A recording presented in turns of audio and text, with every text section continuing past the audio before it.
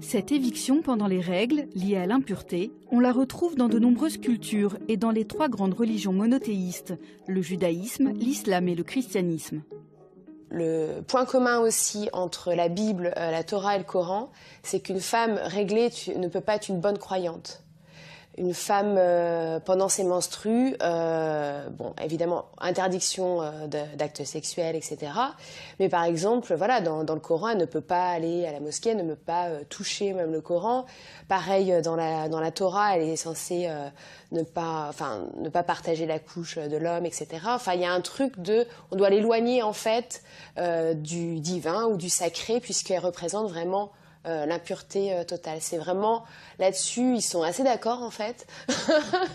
Il y a un œcuménisme en fait de la vision religieuse sur les règles. À la fin des règles, dans certaines religions, on doit faire des bains de purification de façon à ce que la négativité de la femme soit enlevée et elle redevienne pure, c'est-à-dire fécondable.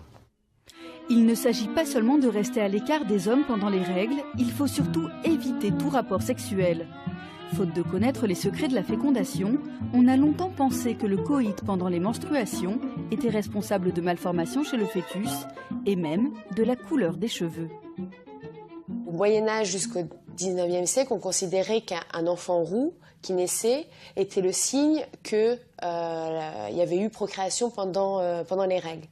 Et donc, un enfant roux, c'était le signe du diable, mais surtout le signe du péché, que le couple en fait avait eu des actes sexuels pendant les règles, et du coup la couleur des cheveux, c'était lié en fait au sang menstruel. Et on retrouve ça, c'est-à-dire qu'aujourd'hui, au XXIe siècle, il y a des gens qui disent bah oui, à l'école on disait t'es roux, ta mère a baisé pendant les règles.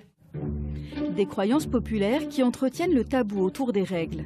Un tabou qui persiste aujourd'hui jusque dans les publicités pour les protections hygiéniques, où le sang menstruel est encore très souvent représenté en bleu. Ils sont assez d'accord en fait.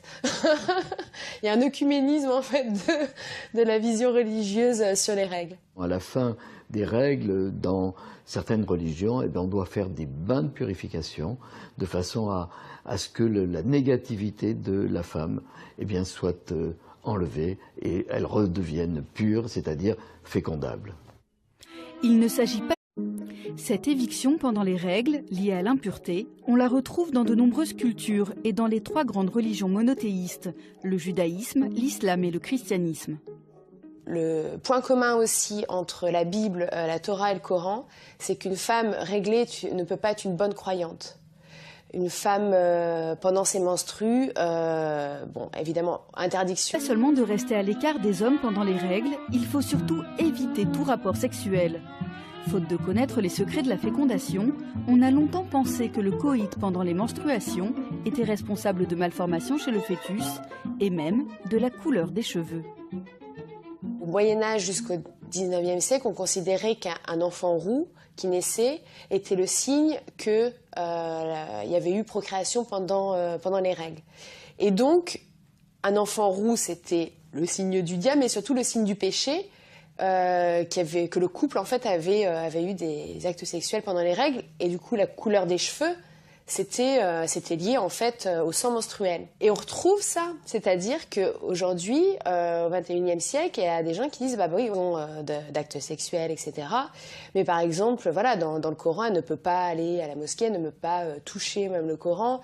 Pareil, dans la Torah, elle est censée ne pas partager la couche de l'homme, etc. Enfin, il y a un truc on doit l'éloigner en fait du divin ou du sacré, puisqu'elle représente vraiment l'impureté totale. C'est vraiment là-dessus.